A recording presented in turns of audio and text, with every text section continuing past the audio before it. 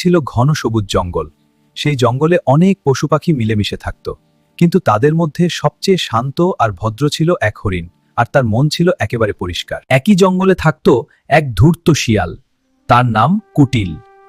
কুটিল খুব চালাক ছিল, কিন্তু সে ছিল স্বার্থপর, সব সময় নিজের লাভের কথা ভাবত। এই জঙ্গলে চাঁদনী হরিণটা খুব জনপ্রিয়, সবাই তাকে ভালোবাসে।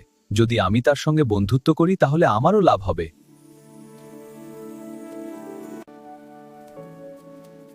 বন্ধু, তুমি খুব ভালো। আমি তোমার সঙ্গে বন্ধুত্ব করতে চাই। বন্ধুত্ব তো ভালো জিনিস। এসো, আমরা বন্ধু হই। হ্যাঁ, চলো।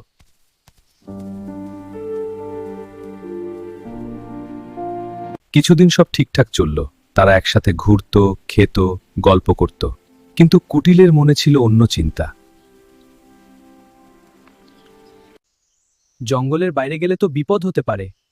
আমি তো আছি, ভয় কিসের? ঠিক আছে, আমি তোমার সাথে যাব। চলো তাহলে। হরিণ তারা যখন মাঠে পৌঁছালো, চাঁদনি দেখল সত্যিই সেখানে অনেক সুন্দর ঘাস। সে খেতে শুরু করলো। একটা জাল তার উপর পড়ে গেল।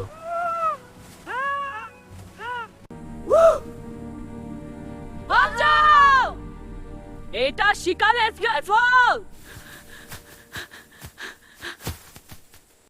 বন্ধু, তুমি আমাকে বাঁচাও।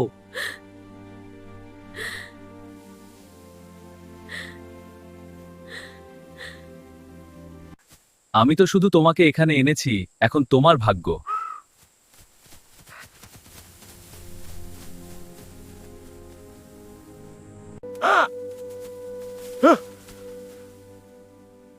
আমি কেন এমন বন্ধুকে বিশ্বাস করলাম?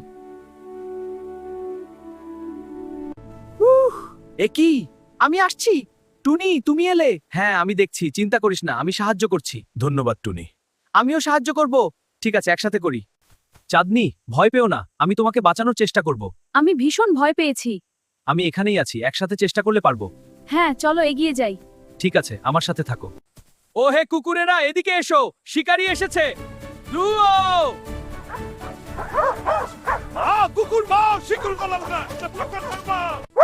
এই সুযোগে টুনি আর কুকুররা মিলে জাল ছিঁড়ে চাঁদনিকে মুক্ত করল।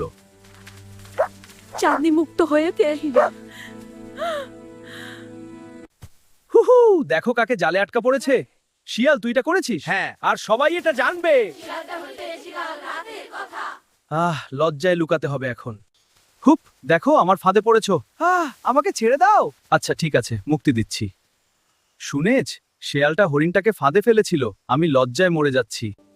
বন্ধুরা, সব সময় মনে রাখবে, যে বন্ধু শুধু নিজের লাভ দেখে সে কখনো সত্যিকারের বন্ধু হতে পারে না।